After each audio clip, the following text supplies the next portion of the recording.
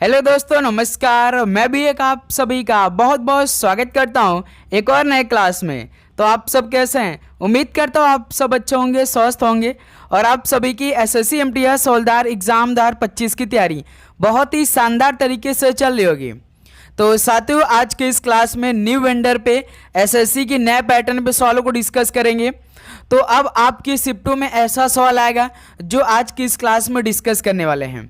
यदि साथी आज के इस सेशन में जो भी प्रश्न होगा, यदि आप ऐसा सवाल इस टाइम नहीं तैयारी कर रहे हैं और आप उसे तैयार नहीं कर रहे हैं तो समझिए इस बार आप एमटीएस हवलदार में एक सीट नहीं ले सकते। बस आप ये कहेंगे कि ये सवाल कहाँ से आ गया। तो साथी जो भी सवाल हम आपको करा देंगे, देखेंगे साथी आपको सेम टू सेम ऐसा ही क्वेश्चन मिलने वाले हैं आपके शिफ्टों में। तो साथी हम हर एक यूट्यूब चैनल को देख रहे हैं, वो कैसा तैयारी करवा रहे हैं, आपको कैसा सवाल प्रोवाइड कर रहे हैं। तो साथी याद रखिएगा, जो भी आप कहीं से तैयारी कर रहे हैं तो आपको वो क्वेश्चन नहीं मिलने वाले हैं जो आज के इस क्लास में हम पूरे 50 क्वेश्चन करा देंगे। पूरे 50 के 50 टाइप का क्वेश्चन आपको अपने शिफ्ट में देखने को मिलेगा। वही क्वेश्चन आज के इस क्लास में हम लोग कराने वाले हैं। ओके साथी, याद रखिएगा ये क्लास आपके लिए अति महत्वपूर्ण होने वाला है। तो इसीलिए आपका टारगेट केवल 23 प्रश्न का हमने रखा है। यदि साथी आप 50 क्वेश्चन में से 23 क्वेश्चन सही कर लेते हैं तभी आपकी तैयारी बहुत ही अच्छी तरीके से चल रही है एमटीएस हवलदार के लिए। नहीं तो साथी आप बहुत पीछे चल रहे हैं, ये बात याद रखिएगा।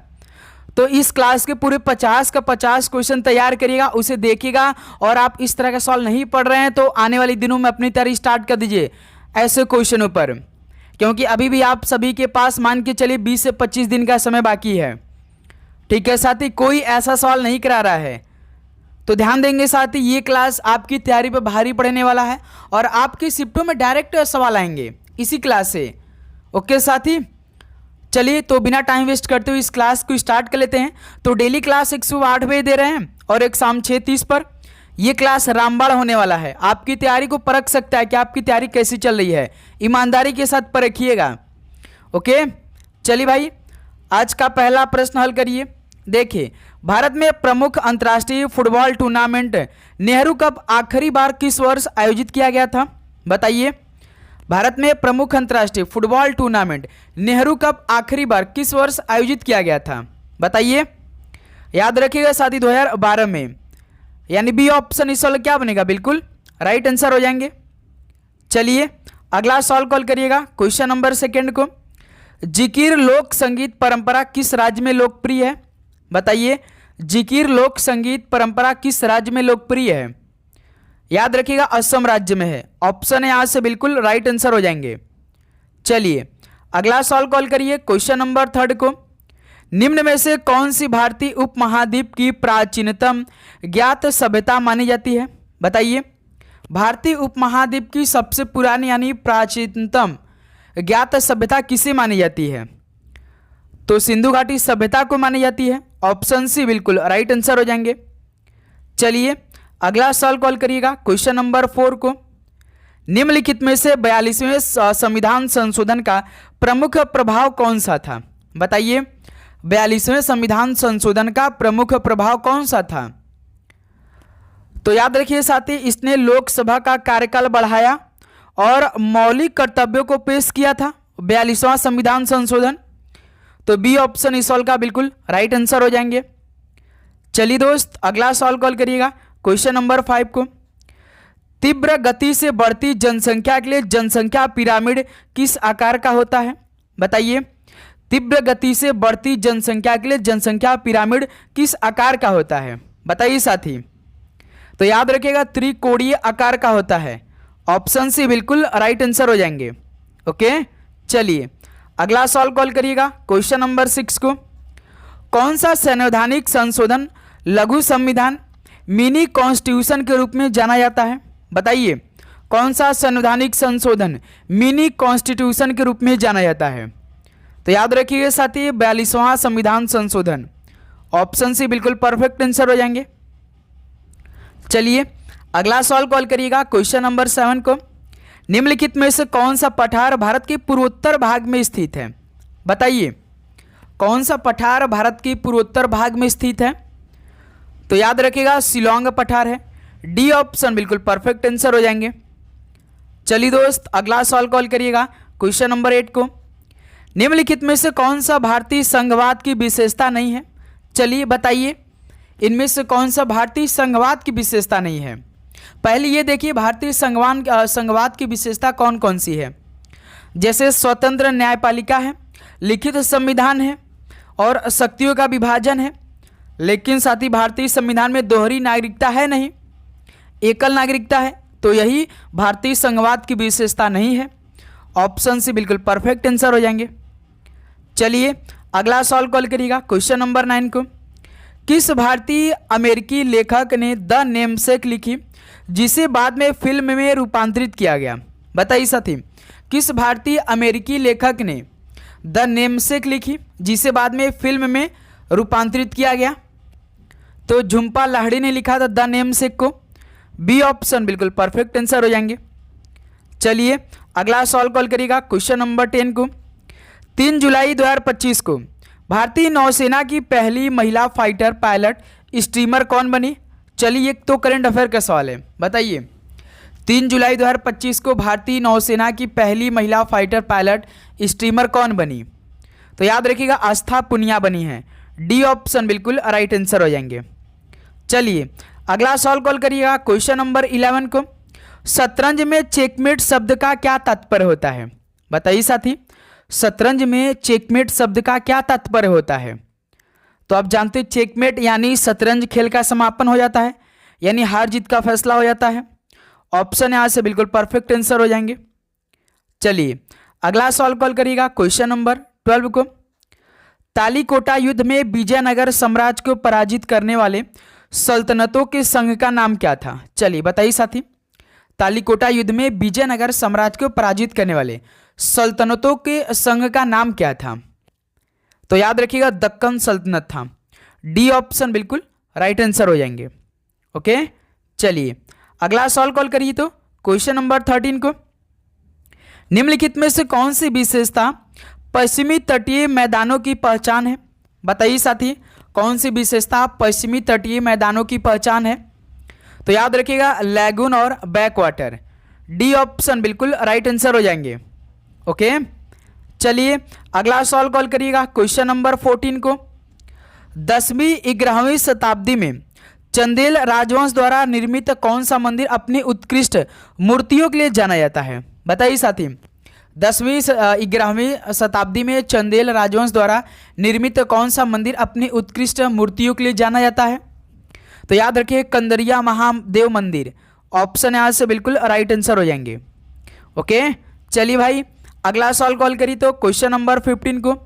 यूनेस्को ने किस वर्ष दुर्गा पूजा को अमूर्त सांस्कृतिक विरासत के रूप में मान्यता दी?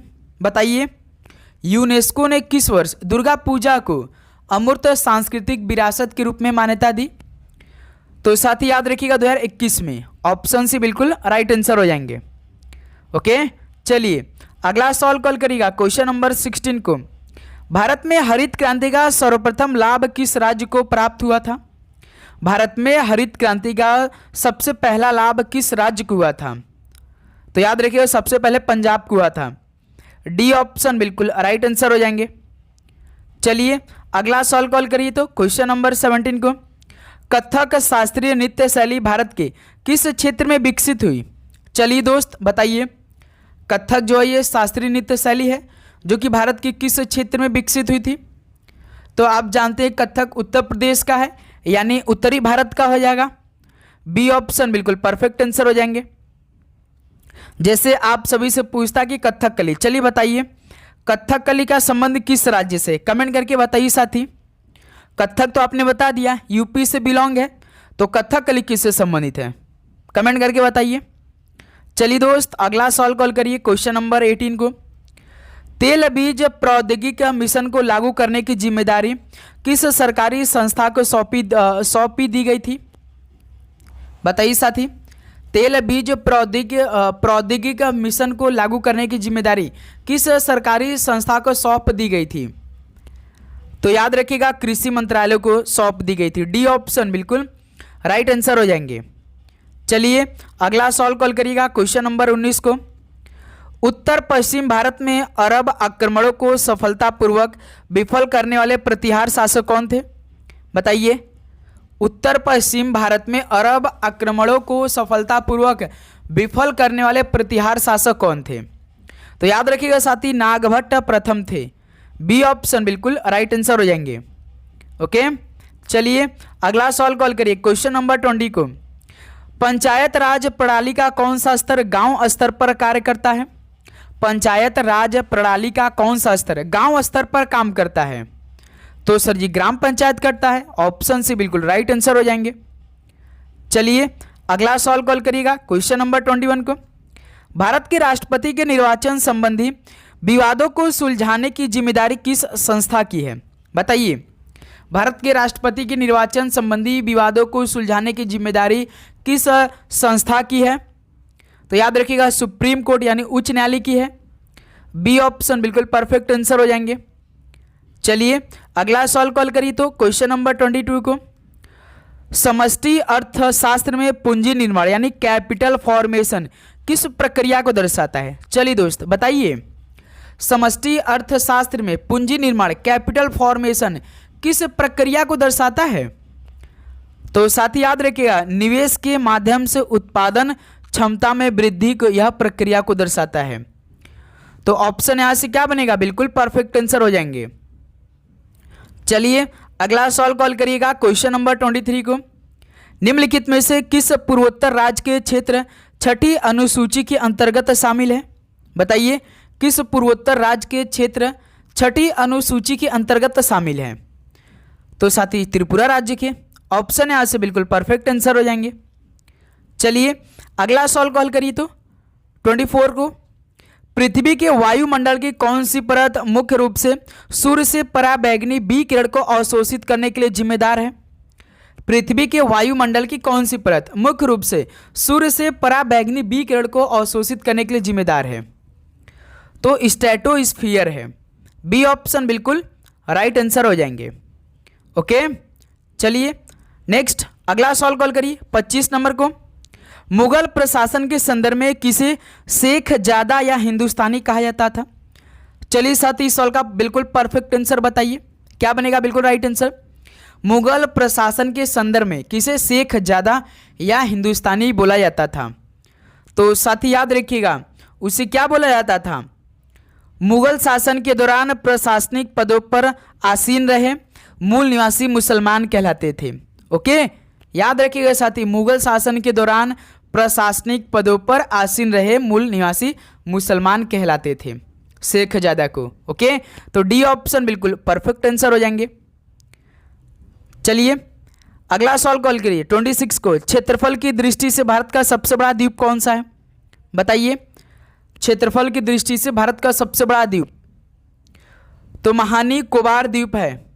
महानिकोबार द्वीप ऑप्शन है बिल्कुल राइट आंसर हो जाएंगे। ओके, राष्ट्रीय निशानेबाजी चैंपियनशिप 2024 कहाँ आयोजित की गई थी? बताइए। राष्ट्रीय निशानेबाजी चैंपियनशिप 2024 कहाँ पर आयोजित की गई थी?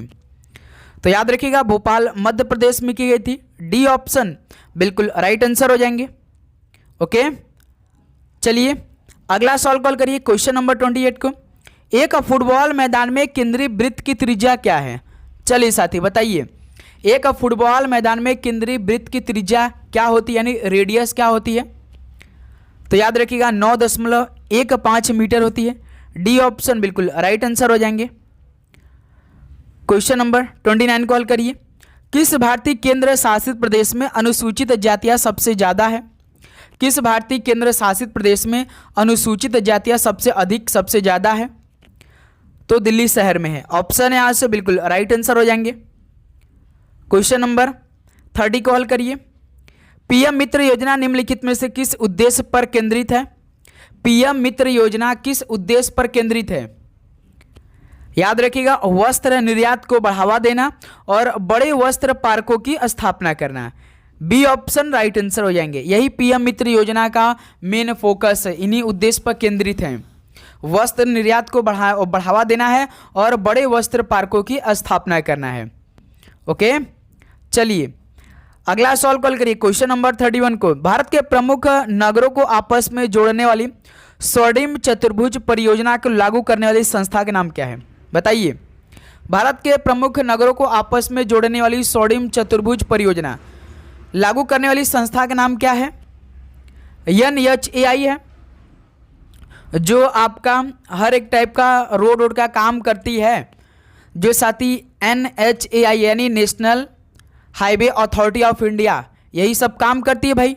तो सोडियम चतुर्भुज परियोजना को लागू करने वाली यही संस्था है, यानी भारतीय राष्ट्रीय राजमार्ग प्राधिकरण है।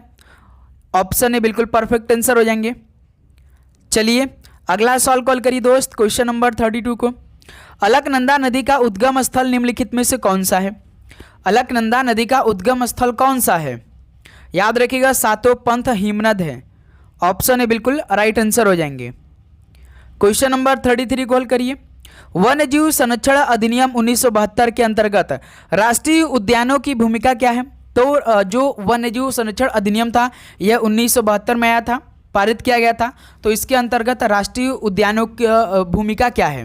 बताइए, राष्ट्रीय उद्यानों की भूमिका क्या है?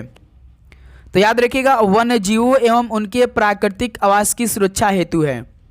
बी ऑप्शन बिल्कुल परफेक्ट आंसर हो जाएंगे। ओके, चलिए अगला सवाल कॉल करिएगा, क्वेश्चन नंबर 34 को। 26 जनवरी 2025 को भारत के 76वें गणतंत्र दिवस समारोह के लिए मुख्य अतिथि के रूप में किसे आमंत्रित किया गया था? ये बहुत ही जरूरी आपके लिए सवाल है। ये मान के चलिए MTS के किसी न किसी शिफ्ट में ये सवाल पक्का आएगा भाई, कि 26 जनवरी 2025 को भारत के 76वें गणतंत्र दिवस समारोह के लिए मुख्य अतिथि के रूप में किसे आमंत्रित किया गया था? बताइए। तो इंडोनेशिया के प्रेसिडेंट को बुलाया गया था। इंडोनेशिया के वर्तमान प्रेसिडेंट का नाम क्या है? तो प्रबोवो सुबियांतो है। याद रखिएगा डी ऑप्शन। तो 26 जनवरी 2025 को भारत के 76वें गणतंत्र दिवस समारोह के लिए जो मुख्य अतिथि थे वो प्रबोवो सुबियांतो थे। डी ऑप्शन बिल्कुल परफेक्ट आंसर हो जाएंगे। ओके, चलिए 35 नंबर कॉल करिए। 1948 के औद्योगिक नीति प्रस्ताव का उद्देश्य क्या था? 1948 के औद्योगिक नीति प्रस्ताव का उद्देश्य क्या था? तो सार्वजनिक क्षेत्र को बढ़ावा देना था। डी ऑप्शन बिल्कुल परफेक्ट आंसर हो जाएंगे। नेक्स्ट अगला सवाल कॉल करिए, क्वेश्चन नंबर 36 को। निम्नलिखित में से कौन पराक्रम दिवस से संबंधित है? पराक्रम दिवस से संबंधित कौन है? सुभाष चंद्र बोस जी ऑलरेडी हैं भाई, आजाद जी नहीं है, महात्मा गांधी जी नहीं है, भगत सिंह नहीं है। तो पराक्रम दिवस से संबंधित कौन है? सुभाष चंद्र बोस जी है। ऑप्शन है बिल्कुल परफेक्ट आंसर हो जाएंगे। चलिए अगला सवाल कॉल करिए, क्वेश्चन नंबर 37 को। संविधान सभा में क्रेडेंशियल्स समिति का नेतृत्व किसने किया था? बताइए, संविधान सभा में क्रेडेंशियल्स समिति का नेतृत्व किसने किया था? अलादी कृष्ण स्वामी अय्यर ने किया था। ऑप्शन यहाँ से बिल्कुल राइट आंसर हो जाएंगे। चलिए अगला सवाल कॉल करिएगा, क्वेश्चन नंबर 38 को। हिंदुस्तानी शास्त्रीय गायन की प्रमुख विधाओं में से एक कौन सी है? हिंदुस्तानी शास्त्रीय गायन की प्रमुख विधाओं में से एक कौन सी है? तो सर जी ध्रुपद है। बी ऑप्शन बिल्कुल राइट आंसर हो जाएंगे। चलिए अगला सवाल कॉल करिएगा, क्वेश्चन नंबर 39 को। किन्सियन सिद्धांत के अनुसार मंदी के दौरान सरकार को आदर्श रूप से क्या करना चाहिए? बताइए, किन्सियन सिद्धांत के अनुसार मंदी के दौरान सरकार को आदर्श रूप से क्या करना चाहिए? तो खर्च बढ़ाए और करों में कटौती करे। यही भाई किन्सियन सिद्धांत के अनुसार मंदी के दौरान सरकार को आदर्श के रूप में करना चाहिए। खर्च को बढ़ाना चाहिए और करों में कटौती करना चाहिए। बी ऑप्शन बिल्कुल राइट आंसर हो जाएंगे। नेक्स्ट अगला सवाल कॉल करिएगा, क्वेश्चन नंबर 40 को। इस सवाल का परफेक्ट आंसर दीजिए। निम्नलिखित में से कौन सी प्रणाली सौर तूफानी से प्रभावित हो सकती है? भाई ऐसे ऐसे सवाल आएंगे इस बार, याद रखिएगा, यही नया पैटर्न का सवाल है भाई। कौन सी प्रणाली सौर तूफानी से प्रभावित हो सकती है? जैसे GPS सिग्नल सटीकता, ये तो भाई तुरंत हो सकती है। और पावर ट्रांसमिशन सिस्टम जो होता है ये भी होगा, साथ ही सौर तूफानी से इफेक्ट हो सकता है। पनडुब्बी संचार केबल भी होगा, और जो पाइपलाइन और संरचना है ये भी होगा। यानी ये तो भाई चारों होगा, यानी पहला, दूसरा, तीसरा और साथ ही चौथा, यानी ये सभी हो जाएगा। देखिए sir D option, D option यहाँ से बिल्कुल परफेक्ट आंसर हो जाएंगे। ओके, चलिए भाई अगला सवाल कॉल करिए तो क्वेश्चन नंबर 41 को। विनोद कुमार शुक्ल का पहला प्रकाशित कविता संग्रह कौन सा था? विनोद कुमार शुक्ल का पहला प्रकाशित कविता संग्रह कौन सा था? तो लगभग जय हिंद था। ऑप्शन यहाँ से बिल्कुल राइट आंसर हो जाएंगे। तो साथ ही आप चैनल पे नए तो सब्सक्राइब करने के बाद नोटिफिकेशन को जरूर ऑन कर लेंगे, क्योंकि साथ ही हम आपको डेली क्लास सुबह 8 बजे और एक दोपहर में 11:30 AM पे दे रहे हैं और शाम में 6:30 पे। तो आपको साथ ही नोटिफिकेशन को जरूर ऑन करके रखना है। ओके, चलिए दोस्त अगला सवाल कॉल करिएगा क्वेश्चन नंबर 42 को। पश्चिमी तटीय मैदान पूर्वी तटीय मैदानों की तुलना में सकरे क्यों हैं? तो साथी जो पश्चिमी तटीय मैदान ये पूर्वी तटीय मैदानों की तुलना में सकरे क्यों हैं? ये भाई पश्चिमी घाटों से घिरे हुए हैं, इसलिए तो भाई पश्चिमी तटीय मैदाने पूर्वी तटीय मैदानों की तुलना में सकरे हैं, यानी ये पश्चिमी घाटों से घिरे हैं। डी ऑप्शन बिल्कुल राइट आंसर हो जाएंगे। चलिए अगला सवाल कॉल करिए दोस्त क्वेश्चन नंबर 43 को। संविधान द्वारा निर्धारित लोकसभा की अधिकतम सदस्य संख्या कितनी है? बताइए, संविधान द्वारा निर्धारित लोकसभा की अधिकतम सदस्य संख्या कितनी है? याद रखिएगा 552 हो चुका है। बी ऑप्शन बिल्कुल परफेक्ट आंसर हो जाएंगे। तो देखिएगा क्वेश्चन नंबर 44। इसरो का हाल ही में शुरू किया गया कौन सा मिशन सूर्य का अध्ययन लैग्रेंज बिंदु L1 से करने के उद्देश्य से है? इसरो का हाल ही में शुरू किया गया कौन सा मिशन सूर्य का अध्ययन लैग्रेंज बिंदु L1 से करने का उद्देश्य है? भाई इस टाइम इसरो ने बहुत लॉन्चिंग कर रहे हैं, तो उनसे सवाल आपके पेपर में आएगा, याद रखिएगा। तो साथी जो हाल ही में शुरू किया गया कौन सा मिशन सूर्य का अध्ययन लैग्रेंज बिंदु L1 से शुरू करने के उद्देश्य है, वो आदित्य L1 है। ऑप्शन बिल्कुल परफेक्ट आंसर हो जाएंगे। चलिए क्वेश्चन नंबर 45 कॉल करिए। वह राज्य जो लिग्नाइट कोयले का सबसे बड़ा उत्पादक है, वह कौन सा राज्य है? बताइए, लिग्नाइट कोयले का सबसे बड़ा उत्पादक राज्य कौन सा है? तमिलनाडु है। डी ऑप्शन बिल्कुल परफेक्ट आंसर हो जाएंगे। नेक्स्ट अगला सवाल कॉल करिएगा क्वेश्चन नंबर 46 को। वह मौर्य सम्राट कौन था जिसे अपने साम्राज्य में गुप्तचर व्यवस्था की स्थापना का श्रेय दिया जाता है? बताइए, वह मौर्य सम्राट कौन था जिसे अपने साम्राज्य में गुप्तचर व्यवस्था की स्थापना का श्रेय दिया जाता है? याद रखिएगा चंद्रगुप्त मौर्य को। डी ऑप्शन बिल्कुल राइट आंसर हो जाएंगे। अगला सवाल कॉल करिएगा दोस्त क्वेश्चन नंबर 47 को। भारतीय संविधान का कौन सा अनुच्छेद राज्यों में राज्यपाल की नियुक्ति का प्रावधान करता है? भारतीय संविधान का कौन सा अनुच्छेद राज्य में राज्यपाल की नियुक्ति का प्रावधान करता है? तो अनुच्छेद 155 है। ऑप्शन सी बिल्कुल राइट आंसर हो जाएंगे। अगला सवाल कॉल करिएगा दोस्त क्वेश्चन नंबर 48 को। विक्रमशिला में महान बौद्ध विश्वविद्यालय की स्थापना का श्रेय किस पाल शासक को दिया जाता है? बताइए, विक्रमशिला में महान बौद्ध विश्वविद्यालय की स्थापना का श्रेय किस पाल शासक को दिया जाता है? तो सर जी धर्मपाल को दिया जाता है। ऑप्शन बिल्कुल राइट आंसर हो जाएंगे। नेक्स्ट अगला सवाल कॉल करिएगा क्वेश्चन नंबर 49 को। किस दशक में भारत में जनसंख्या वृद्धि दर नकारात्मक रही? बताइए, किस दशक में भारत में जनसंख्या वृद्धि दर नकारात्मक रही थी? 1911 से लेकर 1921 के बीच तक भारत में जनसंख्या वृद्धि दर बिल्कुल नकारात्मक रही थी। डी ऑप्शन राइट आंसर हो जाएंगे। चलिए दोस्तों लास्ट क्वेश्चन आज की इस क्लास का हल करिए। तो प्रथम विश्व प्रसन्नता रिपोर्ट किस वर्ष प्रकाशित हुई थी? बताइए, प्रथम विश्व प्रसन्नता रिपोर्ट किस वर्ष प्रकाशित हुई थी? तो याद रखिएगा 2012 में हुई थी। ऑप्शन यहाँ से बिल्कुल राइट आंसर हो जाएंगे। तो साथ ही अब फाइनली 50 क्वेश्चन टोटल कंप्लीट हो चुके हैं। तो बताइए साथी आप सभी का इन टोटल 50 क्वेश्चन में से कितना स्कोर रहा? सभी साथी बताएंगे, वो भी साथी 1 नंबर नेगेटिव मार्किंग के साथ, क्योंकि जीके में साथी 1 नंबर आपका माइनस मार्किंग रहने वाला है। इंग्लिश में भी 1 नंबर का माइनस मार्किंग रहेगा, लेकिन मैथ रीजनिंग में नहीं रहने वाला है। तो साथ ही आपको ऐसा ही सवाल पढ़ना है आपके परीक्षा के लिए। यदि आप इस टाइप के सवाल नहीं पढ़ रहे हैं तो समझिए आप तैयारी से बहुत पीछे चल रहे हैं। आपको हवा भी नहीं लगेगा भाई एसएससी एमटीएस का पेपर देने में। ठीक है, आप सोचेंगे कहाँ सवाल आएगा, बस आपके अंदर क्रोध भर जाएगा भाई जब आप सेंटर पे कंप्यूटर के सामने बैठ कर अपना पेपर दे रहे होंगे, जब आपका पेपर होगा। ठीक है, तो ऐसा क्वेश्चन ट्राई करिए, अब तैयार करें। वो जमाना चला गया जो इजी सवाल आते थे भाई, वही सवाल हम देख रहे हैं आपके हर एक यूट्यूब चैनल पे हो रहा है। वो सवाल बहुत पीछे कर देंगे आपको, ठीक है। तो अपनी तैयारी करना है तो भाई ऐसे टाइप क्वेश्चनों से करिए जो हम आपको डेली करा दे रहे हैं। तो आप साथ ही डेली क्लास करिए, अपनी तैयारी एक जगह उच्च लेवल पे ले आइए। चैनल को सब्सक्राइब कर लीजिए, नोटिफिकेशन को ऑन करिए, जैसे क्लास आएगी तो तुरंत आप सभी के पास नोटिफिकेशन आएगी, ठीक है।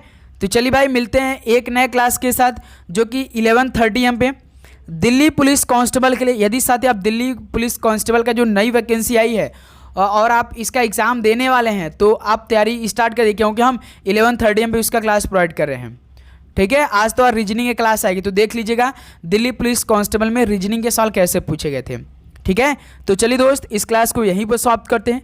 मिलते हैं नेक्स्ट क्लास में। सभी को जय हिंद, जय भारत। पढ़ाई करते रहिए। All the very best. धन्यवाद।